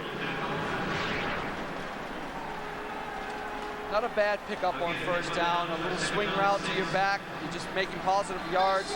Now you're in 2nd and 6. These are the plays that will tell the game. The 2nd and 6, 2nd and 5, 2nd and 4. Can you convert and get first downs? Brady in a 2nd and 6 situation, getting good time with this twin tight formation. The Alouettes drop off in coverage, rolling right now. Brady buying time across the green. It's complete to Miles, right at the first down marker. We'll have to see what kind of spot he gets. Well, he's got the first down, but this is playground football. Brady's feeling a little pressure. He just gets out of the pocket, wants something to happen. Tony Miles does a good job of breaking off his route and getting open, but they can't depend on this to move the football consistently. I mean, they did it one time, they got the first down, but they're going to have to get some type of rhythm going offensively. Miles settling into that zone, and a good pass across the grain by Brady on a first down now. Toronto handing off up the middle, and it's been tough going today for the Argo running game. Yeah, the first quarter, Jenkins was flying into these holes. He wasn't getting a lot of yards. He was meeting resistance. Now he's going into these holes a little bit slower because he knows the Alouettes are stacked up, just waiting to hit him. The Alouettes have really loaded up their defensive line. They've got Belly back. He weighs 300 pounds. They've added Tito Simpson. He's 270. They've got big men, along with guys like Ed Fillion, the starter at 280. So they've braced themselves for a run game. Regular formation now. Brady is 5 for 5 through the air. In relief. There's movement on the line. The ball's away. It's complete to Jenkins across the middle. Breaking tackles! And finally hauled down by Reggie Durden as he broke away from Strickland. But there is a flag on the play. Now, to me, it looked like offsides Montreal, which would mean the play would stand, but I don't know if they're going to call movement. Offside. Montreal 96. Penalties decline. First down. It's big Tito Simpson, the rookie out of North Carolina, offside, and a huge play for the Argos. We saw Jenkins used out of the backfield last week in situations like this when they're getting pressure, and again, they do it today. This time, he's better covered. I mean, Strickland's all over him, but Brady throws a ball right on the money, and they pick up huge yardage. How about the poise of that Argo offensive line with all the noise not to move? First down, Toronto at the 33 of Montreal. Brady throwing again. It's complete to Alfred Jackson. Jackson is cornered and tackled at the 25. The gain will be 8. Alfred Jackson has only played 8 games this year because of assorted injuries. Now they go into the 2 tights and they drop back and throw the football, but instead of man coverage, they get a soft zone coverage. So Brady's read is straight out to the wide receiver who's got that huge cushion for the defensive back, and they pick up 7 yards now in a 2nd and 3. Maybe 2. 2nd and 2. Brady on the quarterback sneak. Good push from the Argo offensive line, and he'll be close to a first down. Marcus Brady looking more composed in his 2nd year as a quarterback in the CFL. Baptized by fire 1 year ago when he was thrown in. Looking good here in relief of Damon Allen. Yeah, I think last year when you saw Reggie Slack go down, it was just the whole team was deflated when Brady had to come in, and that was the turning point of the game. Well, now, Jim Ballard threw the interception, had the 1 pass drop, both back for touchdowns, 14 points from Montreal defense. You're right. Yeah. A huge sag on the Argo bench. And I don't think you'll feel that from this Argo team today because they've seen Brady in these situations and they've seen him play well. Brady 7 for 7 through the air, 80 yards passing so far here, coming off the bench after the hand injury to the starter Damon Allen. The Argos eating up time and now on a 6-play drive. They'll have to go for it here. 3rd and less than a yard after that last sneak. Brady will sneak again, twisting for the necessary first down yardage. You know, the Argos were saying at training camp that Marcus Brady reminds them a lot of a young Damon Allen, the way he moves. Great athletic ability, sharp mind. Yeah, they were also saying he's one of the ones that picked up the offense the quickest out of the quarterbacks. In drives like this, when you go forward on 3rd down and you chew up the clock, that's keeping Anthony Cavillo and the Alouette offense off the field, and that's what you want to do. Damon Allen continues to stay warm. Twin tight end formation. First down, Toronto. They go back to the ground. Jenkins finds some daylight. Oh, he had a sliver to get through there. And a 5-yard pickup. Into the red zone now. The scoring zone of Montreal.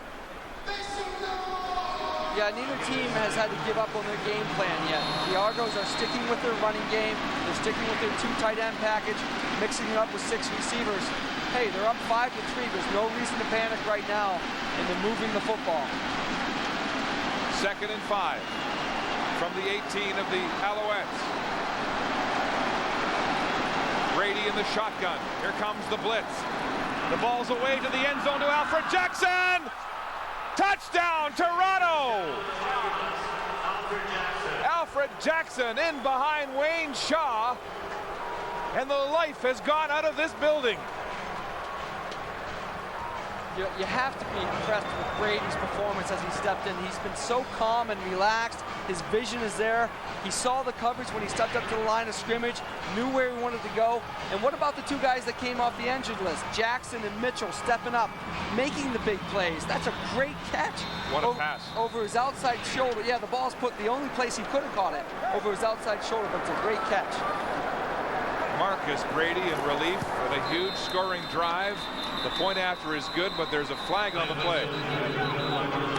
Pinball Clemens saying he got Alfred Jackson for this reason, to have him in a big game. He thought he'd be connecting with his old BC teammate Damon Allen, but today Allen's hurt, and it's AJ from Brady.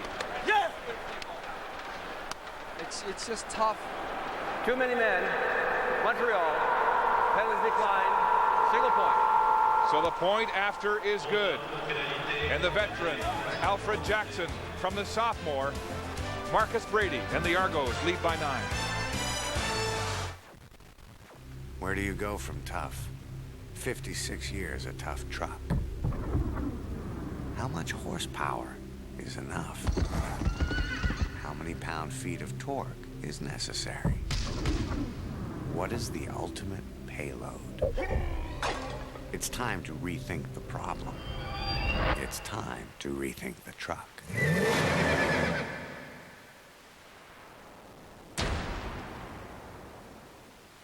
At Future Shop, we know that when new movies, music, or games come out, people not only want to pay less, they want to get it first.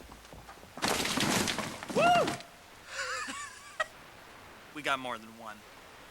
Get it first on Tuesday, November 11th. See the Stones like never before. Rolling Stones, 4 Flicks, the Ultimate Live 4 DVD box set, just $39.99. And all Rolling Stones CDs and DVDs are on sale. Future Shop. Come see what your future has in store. I work for Standard Life, and I have standards. Standards about how I live. Standards about how I do my job. How I will listen.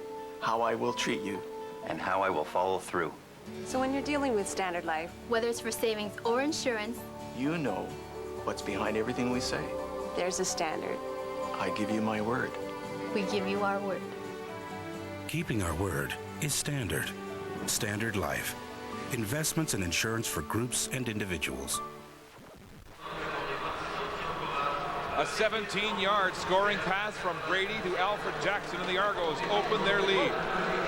Well, they're down in scoring territory. You're going to get man-to-man coverage, and it's 101 right here. Can you beat your guy? Just get by him any way you can and look for the football. Brady sees it's 101 coverage.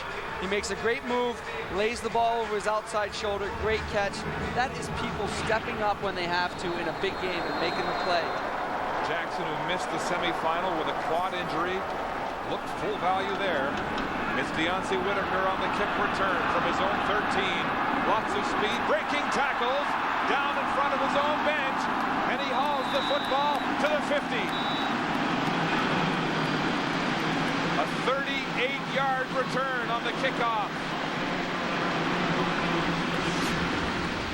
As we check the anatomy of the drive, Brady through the air to his running back, Jenkins, busting a big gain down the middle, keeping the ball himself up the gut for the first down.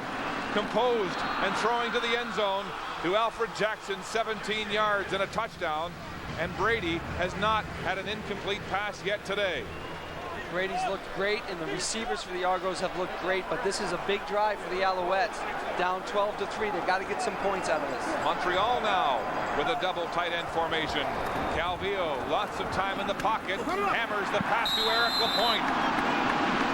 And Lapointe goes out of bounds with an 8-yard gain.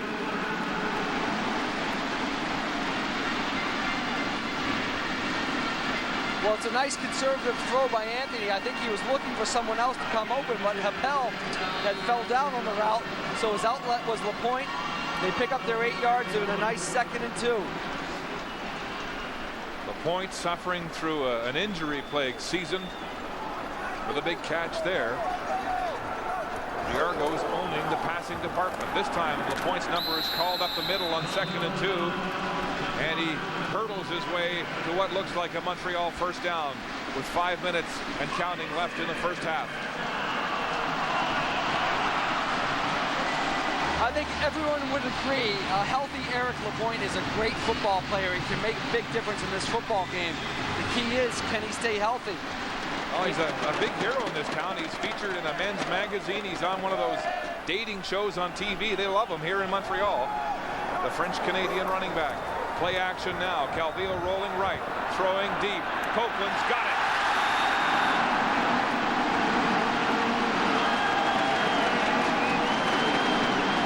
That brings out the Thundersticks. Remember, he said it's going to get ugly. We're going to blow him away. Well, they do a nice spike movement at the line of scrimmage, meaning they switch positions with his other slot back receiver, and then he gets one-on-one coverage with the free safety, Steinhauer, which right away advantage to the receiver, and he makes a nice play.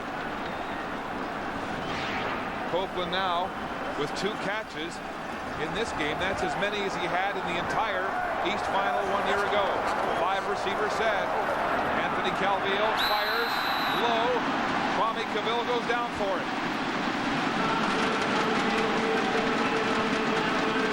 This Alouette receiving corps has speed, smarts, and agility. Yeah, I really thought this was going to be a key drive for the Alouettes after going down 12-3. They got the nice return by Whitaker to put him in position, and now they're moving the football. Maybe that gave him some confidence because Anthony's looking better. He's looking sharper. He's reading the defenses much better. Calvillo responding to the challenge set down by Brady. 2nd down to the air again. Copeland is open underneath Ivory, and he turns and has the first down. He set the bar high for this game. Yeah, he's stepping up and making plays. These are those run routes we talked a lot about last week. The thing about this route is usually you run those into the boundary. Anthony called this one to the field. It's a lot longer to throw. That ball hangs up there for a long time, so you better win on your route, which he did, and fortunately he got the first down. Alouettes into the red zone where they have scored 92% of the time this year. In the shotgun, Calvillo, here comes the blitz, stepping up for protection. Now he throws to the end zone, incomplete. Kwame Cavill, the intended receiver, and there's a flag on the play. Antonius Bonner in the vicinity, and Cavill thinks he's got a pass interference in favor of Montreal.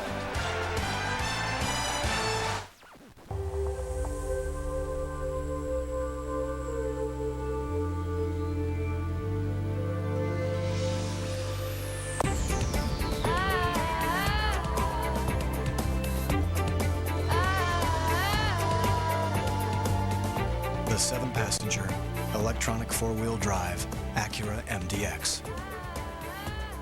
Power and safety, living in perfect harmony.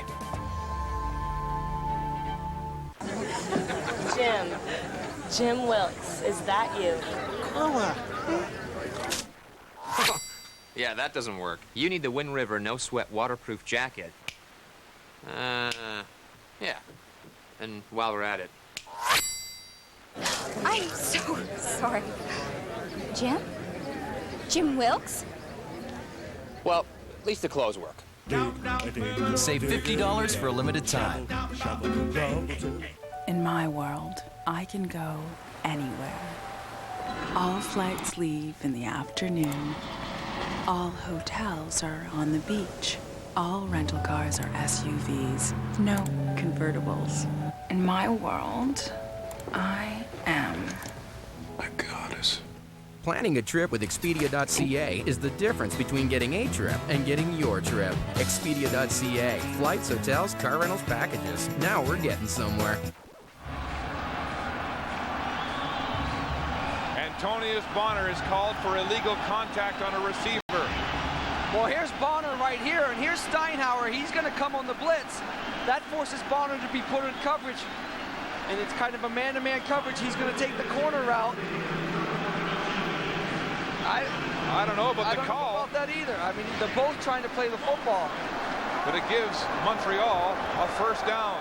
First and goal from the Argo 9-yard line. Looking for their first touchdown of this final. Calvillo bouncing back. Wide open. Ben Cahoon. Touchdown. Alouettes.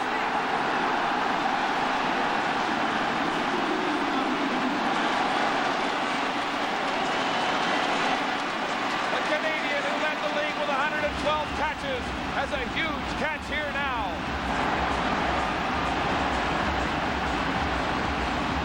Mark, it's just a huge drive and a huge touchdown. Get back hopefully to 12-10 and go into halftime with a closer, only down by 2. I mean, that was a great drive that Anthony put together, utilizing all his weapons offensively. Point after from Kellen, right through the middle. The Alouettes have their first touchdown. Calvillo has his first touchdown pass of the game, and Ben Cahoon, his first playoff touchdown ever. He ran a little stop and go on that. He went up to about 10 yards, stuttered a little bit, and then beat Wheaton on the stop and go. Watch his little, get right by him. Nice move, nice use of his hands, because they're trying to grab you out there down near the goal line. Gave him the old swim move and got his hands off him. And he had to go up for that ball. I was going to say that. He's all alone. It looks like an easy touchdown, but no, he's got to lay out and make a tough catch. So Calvillo to Cahoon, a 7-play drive, a 9-yard touchdown pass, and one of the best passing connections in the CFL is bang on. Yeah, it's really enjoyable to see these guys playing at the top of their game in such an important game like the Eastern Final. We've seen the Argo receivers step up. Now we're seeing Copeland and Cahoon step up and show why they were the best during the season. Ben Cahoon, the first Alouette receiver to lead the CFL in catches since 1960, when Hal Patterson did it. It's Bashar Livingston from his own 15, reverses, comes up through the hash mark, twisting and turning, fumbles the ball. The Argos have it. Tony Miles right there, and he got an Argo bounce.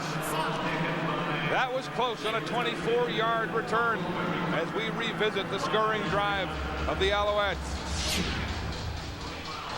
Calvillo through the air, rolling and on the money. Great catch by Copeland. Far side, Cavill down low. Now throwing bullets back to Copeland. And Anthony Calvillo to the end zone for 9 yards. And a big catch from Ben Cahoon, who led the league with 112. Argos first down. Brady still in the game. Play, handoff up the middle to Michael Jenkins.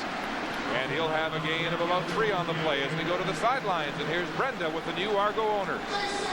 Howard Sokolowski and David Cinnamon are the new owners of the Toronto Argonauts. And Howard, I'll start with you. What is the most important thing you want to get done in year 1 of your ownership? Well, this has been an unbelievable experience, Kay. And if we can approximate this experience at Skydome next year, that would be unbelievable. 60,000 people going crazy here. CFL football is unbelievable. We got to bring it back to Toronto. Now, you have said that you want to build a new stadium. How vital is that to the survival of the franchise? I think like Montreal here, it's crucial that we get a venue that the team and the fans will be very comfortable in, and then bring it to the Skydome for big games like this. Sorry about that. You guys just missed the touchdown. Tony Miles, 67 yards, and the Argos strike back. Tony Miles is so impressive. I said it last week. I said it throughout the season. I mean, he's lightning in a bottle. One play away. And then we thought, you know, when Montreal came down and scored, they're going to be within 2 at halftime. But boy, Brady has looked so well. And he got Miles one-on-one short side, hit him on a slant, and Tony did the rest. And Marcus Brady has just invigorated this Toronto offense. The point after from Prefontaine is good. And Toronto reasserts its lead with 1:56 to go in the first half. Marcus Brady with 2 touchdown passes here in relief. And a big move on Baron Miles. It's just his speed. You know, he's a great receiver. He recognizes coverages, but once he gets the ball in open field, you can't match his speed. He runs that 4.3, you can't catch him. Makes one move here, boom, right by Miles. Forget about it. Nice little stutter step on Loftus there, who is a great open field tackler. And he goes the distance. And Marcus Brady, 9 for 9, passing for 164 yards and 2 touchdowns. That's not bad, huh? That's not bad at all. There are the numbers again, just to reinforce. Spectacular relief appearance here today by Marcus Brady. I really think that goes back to their last game against the Alouettes when he stepped into the game and he had such confidence because they won that football game. And now he carries that over into the Eastern Final. It's little things like that that you don't know how the game is going to develop. Allen goes down, Brady comes in. Michael Clements showed quiet confidence coming into this game. Decided underdogs the Argos were, and right now they've got a 19-10 lead. A reminder coming up in about 2 minutes, Brian Williams and the panel at the half. Sean Millington, Greg Frères, and Danny Mack. Halftime in Montreal. I bet D-Mac missed Tony Miles in that receiving core for the Tiger Cats this year. Deontay Whitaker on the bounce, and he scoots up the far sideline for a gain of 12 after a 49-yard kick. And again, the life has gone out of this Big O.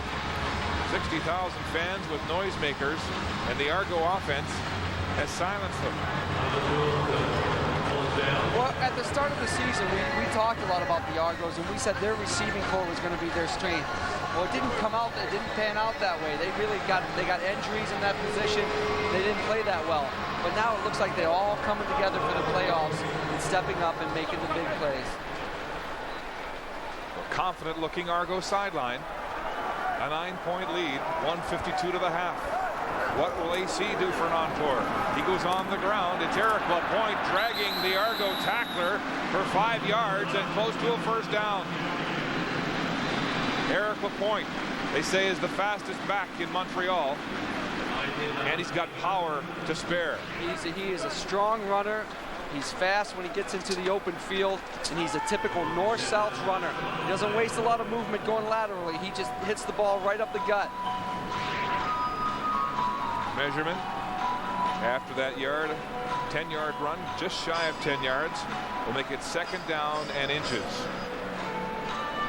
Point tweaked his hamstring in the final game of the year against Ottawa, and having the bye, Don Matthews gave the Alouettes a week off, and that was a great chance for Lapointe to heal up.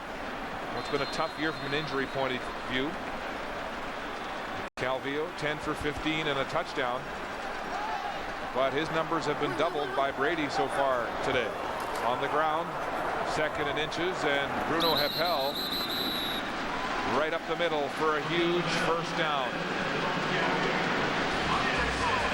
Reminder, coming up next week, it's the debut of our brand new CBC Sports Saturday, November 29th at 2 Eastern, with host Scott Russell. CBC Sports Saturday kicks it all off with Scotty in a week. First down, Calvillo, lots of time, rolling, 5 steamboats, throwing deep to Cavell. He can't reach it.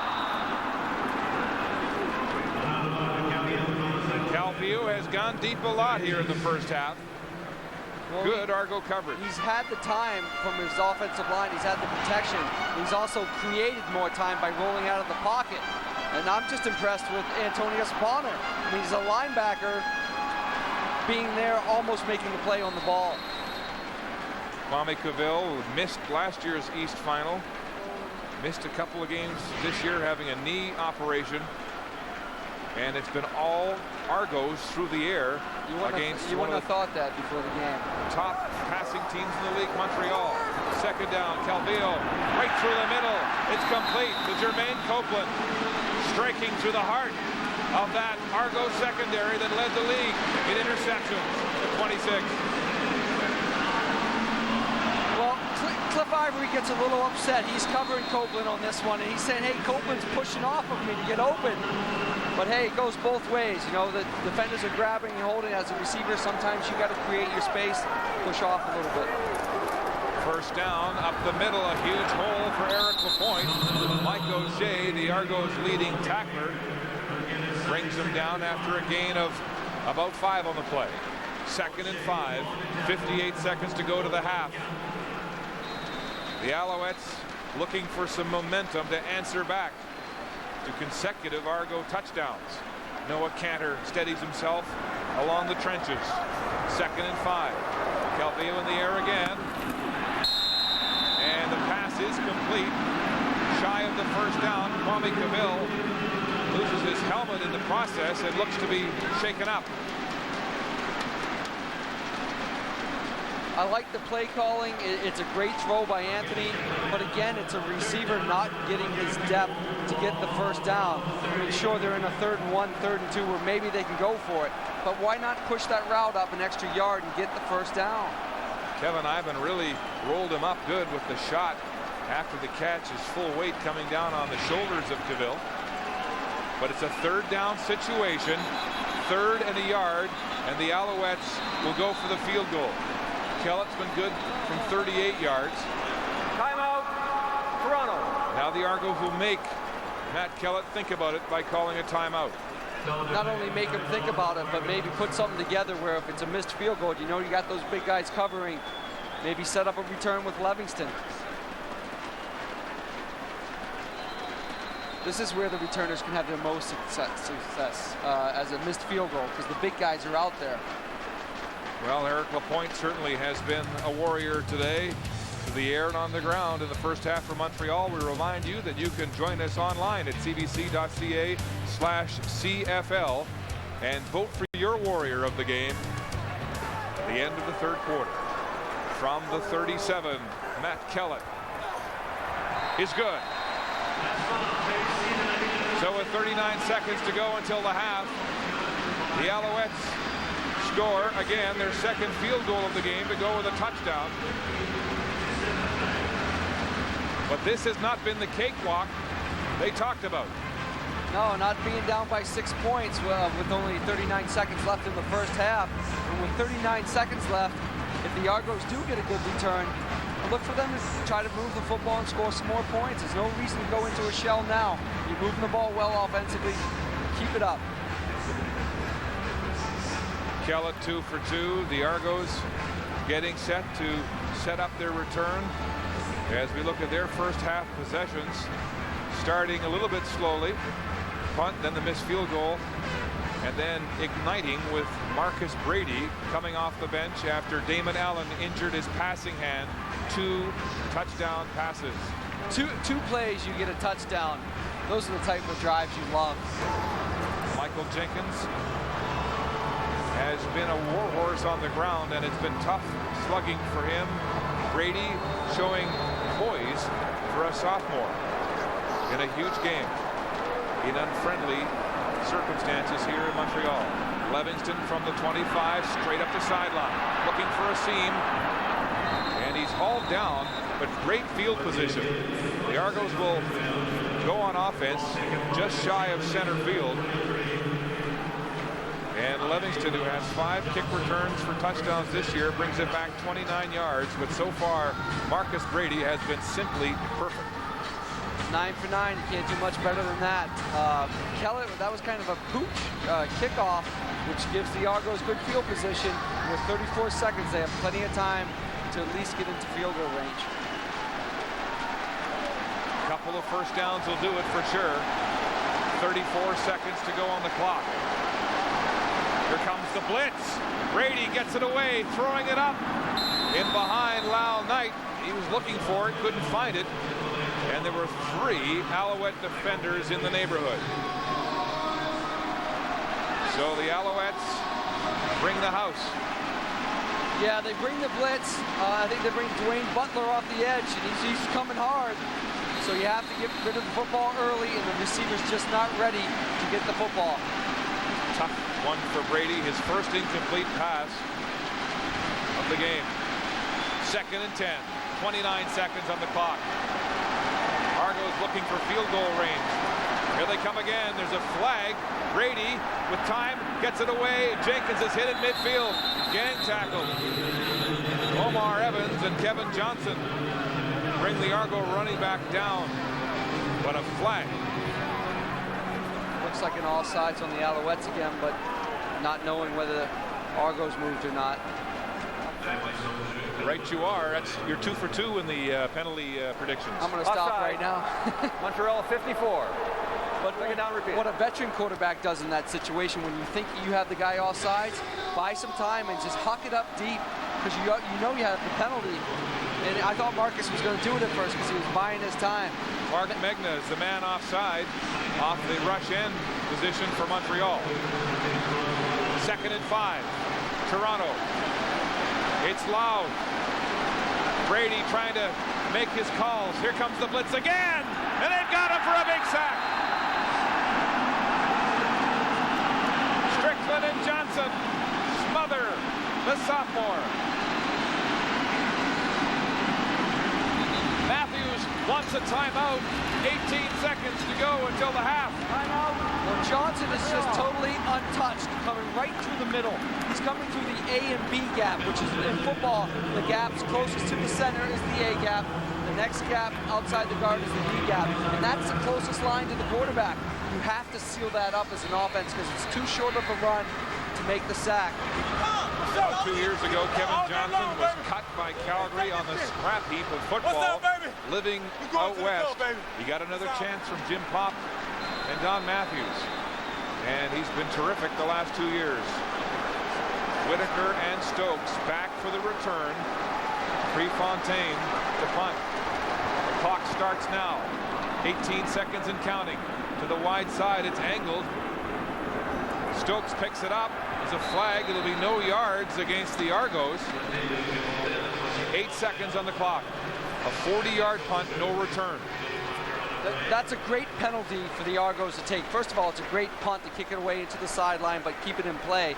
Well, hey, once the ball bounces, you can get within that 5-yard zone, and it's only a 5-yard penalty opposed to a 10 or 15. No yards. Toronto number 6. First down. So Matthews has 8 seconds, but doesn't have very good field position. Starting from his own 27, it's Calvillo, and it looks like they'll just run it out.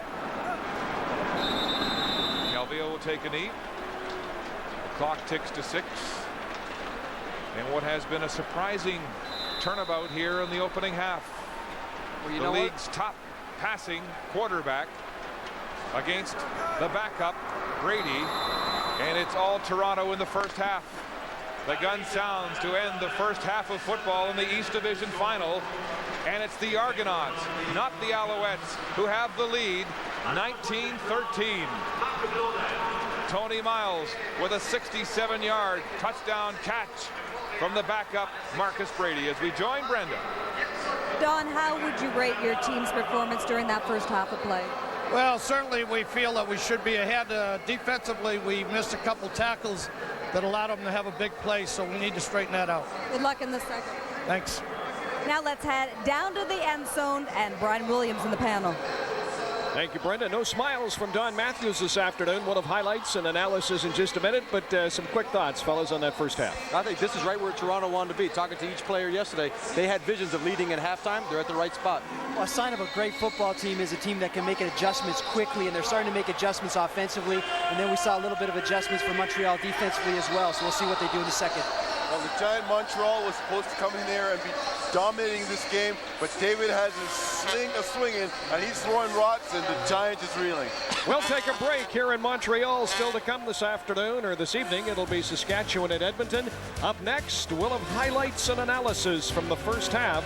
Tony Miles with a big touchdown. The Argonauts in a surprising 6-point lead.